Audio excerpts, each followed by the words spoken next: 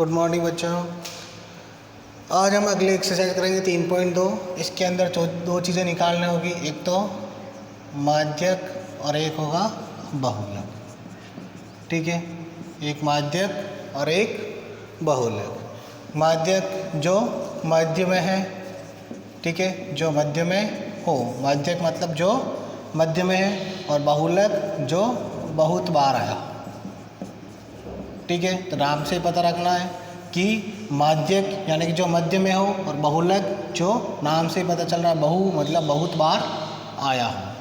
ठीक है, तो इन दोनों शब्दों का ध्यान रख। अब माध्यक निकालने के लिए क्या करना पड़ेगा, उसको पहले आरोही क्रम में जमाना पड़ेगा।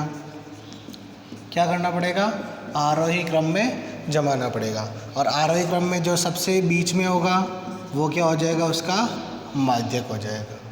ठीक है, अगर आंकड़े विषम संख्या में, जैसे 5 आंकड़े दे रखे, 5 आंकड़े दे रखे, आंकड़ों की संख्या कितनी है 5, जैसे 5, 7, 13, 12, 18, 24, ये आरोही क्रम में जमा दिए। अब देखो इस पे से सब आरोही क्रम में जमे हुए। अब देखो 5 आंकड़े, तो विषम संख्या में क्या होगा, बीच में 1, 2, 3, और इधर से भी गिने तो 1, 2, 3, तो इसका माध्यक क्या हो जाएगा 13। माध्यक क्या हो जाएगा 13। ठीक है, और अगर बहुलक है, जैसे आंकड़े दे रखे 3, 4, 4, 5, 7, 6, 3, 4, 2। ठीक है, तो देखो सबसे पहले 2, फिर 3, फिर 4, फिर 5, फिर 6, फिर 7। 2 कितनी बार आया, एक बार आया। 3 कितनी बार आया, 2 बार आया, 1, 2। ये क्या हो जाएंगे, मिलान चिन्ह। ये क्या हो जाएंगे मिलान चिन्ह। 4 कितनी बार आया, 1, 2, 3। ठीक है, 5 कितनी बार आया, एक बार। 6 कितनी बार आया, एक बार। 7 कितनी बार आया, एक बार।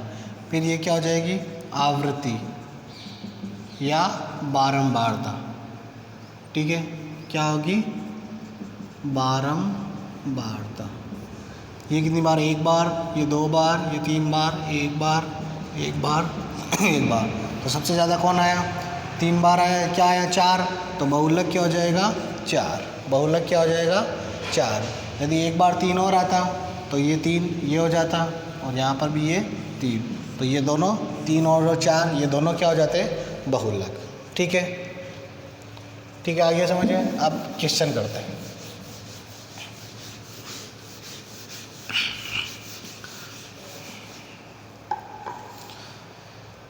पहला क्वेश्चन है, गणित की परीक्षा में 15 विद्यार्थियों द्वारा 25 में से प्राप्त किए गए अंक निम्नलिखित है। क्वेश्चन नंबर 1, 19, 25,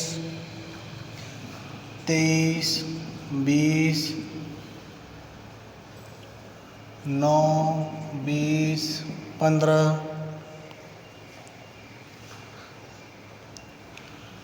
10, 5, 16, 25, 20, 24, 12 और 20। कुल कितने विद्यार्थी, 15। तो 1, 2, 3, 4, 5, 6, 7, 8, 9, 10, 11, 12, 13, 14, 15 विद्यार्थी। अब इन आंकड़ों के बहुलक और माध्यक ज्ञात कीजिए।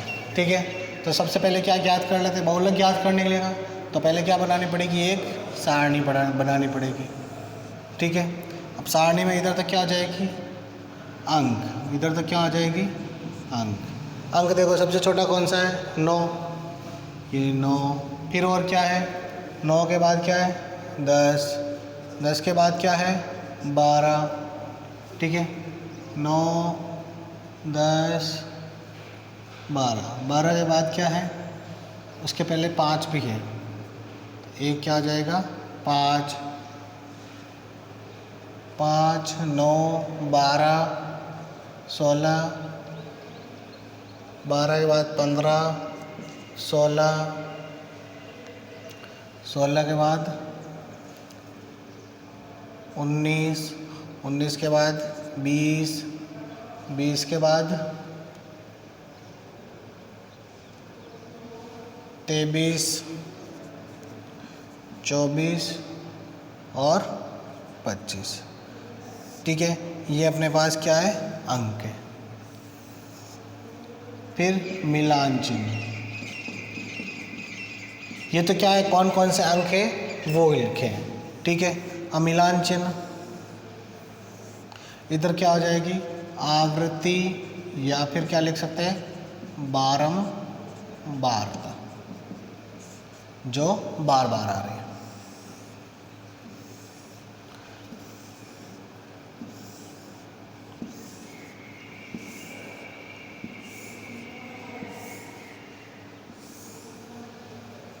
ठीक है,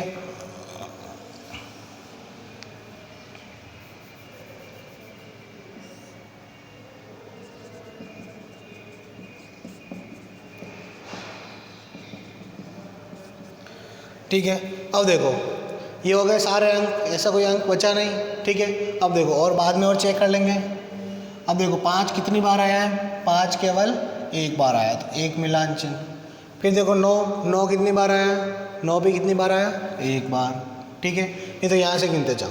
ठीक है, इसको छोड़ो, यहाँ से 19, ये 19 की एक लाइन, 25, ये 25 की एक लाइन, 23, ठीक है 23 नहीं बनाया, ये 23 है, ये क्या हो जाएगा, 23 की एक लाइन, 20, ये 20 की एक लाइन, फिर 9, ये 9 की एक लाइन, 20, ये वापस 20 की एक लाइन, 15, ये हो गई 15 की, 10, ये हो गई 10 की, 5, ये हो गई 5 की, 16, ये हो गई 16 की, 25, ये हो गई 25 की, 20, ये हो गई 20 की, फिर 24, ये हो गई 24 की, 12, ये हो गई 12 की, और 20, ये हो गई 20 की। ठीक है, इससे ये भी पता चल गया कोई अंक बचे ही नहीं। ठीक है, और चेक करना है, अभी बाद में और चेक करेंगे। देखो अभी कितने मिलान चिन्ह आया, एक, ये भी एक, ये भी एक, ये भी एक, ये भी एक, ये भी एक, ये भी एक, ये कितनी बार आया, 4 बार, ये एक बार, ये एक बार, और ये 2 बार। ठीक है, चेक करना है ये सही है कि नहीं है। तो इनका योग कितना आना चाहिए, 15 आना चाहिए, क्योंकि स्टूडेंट कितने हैं, विद्यार्थी कितने हैं, 15। तो 1 2 3 4 5 6 7 और 4 11 12 13 14 15, यानी कि ये सारणी बनाई वो सही है। ठीक है, अब इसके हिसाब से देखो बहुलक क्या हो जाएगा, सबसे ज़्यादा बार क्या आ रहा है, 20 आ रहा है, तो बहुलक क्या हो जाएगा, 20, बहुलक क्या हो जाएगा, 20। ठीक है, ये तो हो गया अपने ए, फिर बी, फिर इसके नीचे करना है। ठीक है, अब इसको आरोही क्रम में जमाना है। ठीक है, तो सबसे पहले क्या आएगा, 5, फिर आएगा 9, फिर आएगा 10, फिर आएगा 12, फिर आएगा 15, फिर आएगा 16, फिर आएगा 19, फिर आएगा 20। अब 20 देखो 4 बार है, तो 20 को 4 बार लिखना पड़ेगा। कितनी बार लिखना पड़ेगा, 4 बार। ठीक है, 20 को कितनी बार लिखना पड़ेगा, 4 बार, लिख लिया 4 बार। फिर 23 कितनी बार है, एक बार, ये 23। ठीक है, 24 कितनी बार है, एक बार, तो ये 24। 25 कितनी बार, 2 बार है, तो ये लिख लिया 25। ठीक है, इस प्रकार से करना है। फिर अब देखो, अब इसकी माध्यिका, अब माध्यिका देखो टोटल कितने पद है, 15। ठीक है, तो 15 प्लस 1/2 यानी कि 15 में 1 जोड़ेंगे, 16/2, यानी कि 8वां पद क्या हो जाएगा, 8वां पद। ठीक है, ऐसे गिन के भी पता कर सकते हैं ठीक है, लेकिन अगर गिन के पता नहीं चल रहा है, बहुत ज़्यादा अंक आंकड़े हैं, तो इस सूत्र से कर लेते हैं। यानी कि सूत्र क्या होगा, n+1/2वां पद। n क्या हो जाएगा, कुल पद। n क्या हो जाएगा, कुल पद। ठीक है, n क्या हो जाएगा, कुल पद। ठीक है, तो 8वां पद। अब देखो 8वां यहाँ से गिन लो, चाहे इधर से गिनो चाहे इधर से गिनो, 8वां वही होगा, 1 2 3 4 5 6 7 8। ठीक है, तो माध्यिका क्या हो जाएगी, 20। माध्यिका क्या हो जाएगी, 20। ठीक है, ये क्या है, पद है। ठीक है, 8वां पद। ठीक है, इस प्रकार से ये क्वेश्चन करने। ठीक है, सारे क्वेश्चन इसी प्रकार से, पहला दूसरा भी इसी प्रकार से। ठीक है, दूसरे में ध्यान रखना है, माध्य भी ज्ञात करना है। माध्य में क्या होगा, प्रेक्षणों का योग बटा प्रेक्षणों की संख्या। ठीक है, फिर ये भी कहा है क्या ये तीनों समान है, अगर तीनों का मान बराबर आ रहा है तो हाँ ये बराबर है। फिर क्वेश्चन नंबर 3, एक कक्षा के 15 विद्यार्थियों के भार किलोग्राम में इस प्रकार है, इन आंकड़ों के बहुलक और माध्यक ज्ञात कीजिए। ठीक है, तो बहुलक और माध्यक ज्ञात करना है। और फिर दूसरा है क्या, इनके एक से अधिक बहुलक है, तो यदि बहुलक की संख्या 2 आ रही है, जैसे कि यहाँ पर 4 था, अब यहाँ पर भी 4 आता, तो ये वाला 19 भी बहुलक होता और 20 भी बहुलक होता। तो बहुलक इसके कितने होते हैं, क्या बहुलक बराबर क्या लिखते हैं, 19,20। ठीक है, 19,20। तो इस प्रकार से। फिर चौथा क्वेश्चन, आंकड़ों के बहुलक और माध्यक ज्ञात कीजिए। माध्यक क्या, माध्यिका एक ही चीज़ है, माध्यक या माध्यिका दोनों में से कुछ भी पूछे, दोनों एक ही बात है। लेकिन यदि माध्य लिखा है तो माध्य अलग है, माध्य अलग है और माध्यक माध्यिका सेम है। ठीक है, माध्य अलग है और माध्यक और माध्यिका सेम लिखे। ठीक है, ऐसा नहीं कि माध्य और माध्यक सेम कर दो, सेम ये नहीं होगा। माध्य तो क्या हो जाएगा, औसत। इसके लिए कौन सा सूत्र है, प्रेक्षणों का योग बटा प्रेक्षणों की संख्या। और माध्यक और माध्यिका के लिए बीच वाला पद या फिर n+1 बटा 2। ठीक है, तो ये क्वेश्चन नंबर 1, 2, 3, 4 इसके जैसे ही करना है। ठीक है, सेम टू सेम, केवल दूसरे क्वेश्चन में माध्य और ज्ञात करना है, बाकी रिमेनिंग क्वेश्चन में वही करना है। अगला है question number 5। Question number 5, question number 5 है, बताइए निम्नलिखित कथन सत्य है। बहुलक आंकड़ों में सदैव एक संख्या होता है। बहुलक आंकड़ों में से सदैव एक संख्या होता है। दूसरा है, माध्य दिए गए आंकड़ों में से एक संख्या हो सकता है। और तीसरा, माध्यक आंकड़ों में से सदैव एक संख्या होता है। और चौथा, आंकड़ों का माध्य 9 है। पहला देखो, बहुलक आंकड़ों में से सदैव एक संख्या होता है। बहुलक आंकड़ों में से सदैव एक संख्या होता है। ठीक है, इसको रटना कुछ नहीं है। अब बहुलक, सबसे पहले तो देखो बहुलक शब्द क्या होता है। बहुलक शब्द का मतलब क्या होता है, बहुलक शब्द का मतलब होता है बहुत बार आया हुआ, बहुत बार आया हुआ। बहुत बार किस में आता है, आंकड़ों में आता है। किस में आता है, आंकड़ों में आता है। तो आंकड़ों की ही तो एक संख्या होगी, वो क्या होगी, आंकड़ों की ही एक संख्या होगी। ठीक है, तो अगर बहुलक, इससे क्या पता चल रहा है, बहुलक आंकड़ों में से ही एक संख्या है, तो ये कथन क्या हो जाएगा, सत्य हो जाएगा। ठीक है, फिर दूसरा, ठीक है, ये तो केवल समझाने के लिए सत्य असत्य लिखना आपने। फिर दूसरा है, माध्य दिए हुए आंकड़ों में से एक संख्या हो सकता है। माध्य दिए हुए आंकड़ों में से एक संख्या हो सकता है।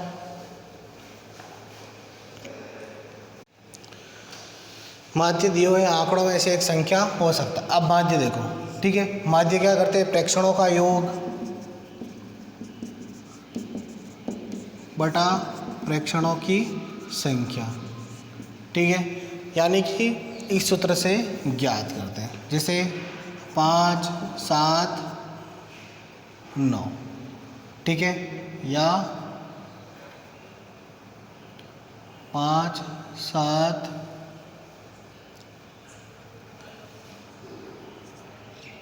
9।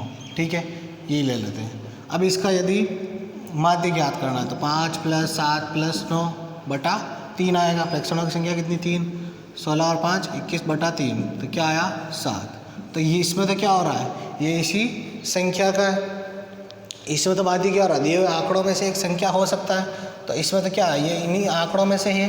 लेकिन यदि ये हो आंकड़े, 5 7 10 हो, 5 7 10 हो, तो 5 + 7 + 10 बटा 3, तो ये क्या हो जाएगा 22/3 यानी कि 7.3। अब 7.3 तो इसमें है नहीं, ठीक है। तो माध्य दिए हुए आंकड़ों में से एक संख्या हो भी सकता है और नहीं भी हो सकता है, हो भी सकता है और नहीं भी हो सकता है, लेकिन अपने को ये नहीं कहा है कि होगा ही होगा, अपने को भी क्या कहा है, हो सकता है। हाँ, तो हो सकता है, तो ये कथन क्या हो जाएगा, सत्य हो सकता है। अगर ऐसा होता है कि संख्या होता है तो ये कथन क्या हो जाता है, असत्य। अगर इस प्रकार से लिखा होता है कि इस माध्य दिए हुए आंकड़ों में से एक संख्या होता है तो ये कथन क्या हो जाएगा, असत्य। लेकिन हो सकता है दे रखा है, इसलिए कथन क्या हो जाएगा, सत्य। केवल हो सकता है, होगा नहीं। फिर तीसरा है माध्यक आंकड़ों में से सदैव एक संख्या होता है। माध्यक आंकड़ों में से सदैव एक संख्या होता है। अब माध्यक क्या होता है, आंकड़ों में से सदैव एक संख्या होते हैं। माध्यक भी क्या करते हैं, आरोही क्रम में जमाते हैं, आरोही क्रम में जमाते हैं, और जो बीच में आता है, जो बीच में जो संख्या होती है वही माध्यक होता है। तो माध्यक भी क्या हो, उन्हीं आंकड़ों में से बीच वाली संख्या, तो वो क्या आंकड़ों की है, तो ये कथन भी क्या हो जाएगा, सत्य। ठीक है, लेकिन बड़ी क्लासों में आओगे तब ये कथन क्या हो जाएगा, असत्य हो जाएगा। ठीक है, क्योंकि वहाँ पर यदि आंकड़े सम संख्या में दे रखे होते हैं तब अलग होता है। फिर आंकड़ों 6 4 3 8 9 12 13 8 9 12 13 और 9 का माध्य 9 है। ठीक है, ये अपने को क्वेश्चन दे रखा है, क्या ये कथन सत्य है। पहले तो गिनो 3 3 6 और 2 8 दे रखे हैं, तो पहले इनको आरोही क्रम में जमाओ, आरोही क्रम में जमा के देखो तो क्या हो जाएगा, 3 4 6 9 9, बीच में भी क्या आएगा, 8 9 9 12 13 1 2 3 4 5 6 7 8। ठीक है, अब देखो, अब इसका निकालने के लिए इधर से गिनो तो भी कोई बीच में नहीं आ रहा, यानी 8 आ रहे हैं, तो इसका माध्य अभी नहीं निकाल सकते हैं। ठीक है, निकालेंगे तो अभी क्या होगा, जो बीच में दोनों तरफ है, अगर सम संख्या हो तो यहाँ पर नियम अलग लगता है। ठीक है, जो आगे की क्लासों में पढ़ोगे। अभी के लिए इतना ध्यान रखना है कि अपने को विषम संख्या के लिए विषम आंकड़े दे रखे हैं तो जो बीच वाला होता है, अब यहाँ पर सम आंकड़े दे रखे तो इसका माध्य, अब देखो 1 2 3 4 और इधर से 1 2 3 4, तो इधर से चौथा ये, इधर से चौथा ये, पांचवा कोई बीच में है ही नहीं। ठीक है, तो इधर से भी चौथा और इधर से भी चौथा, 8 + 9/2, इन दोनों का माध्य निकालते हैं, इन दोनों का औसत निकालते हैं, तो ये आता है 8.5, तो इसका माध्य क्या होता है, 8.5। ठीक है, तो ये कथन क्या हो जाएगा, असत्य। ठीक है, हालांकि इससे रिलेटेड क्वेश्चन अगली क्लास में आएंगे। ठीक है, तो ये एक्सरसाइज 3.2।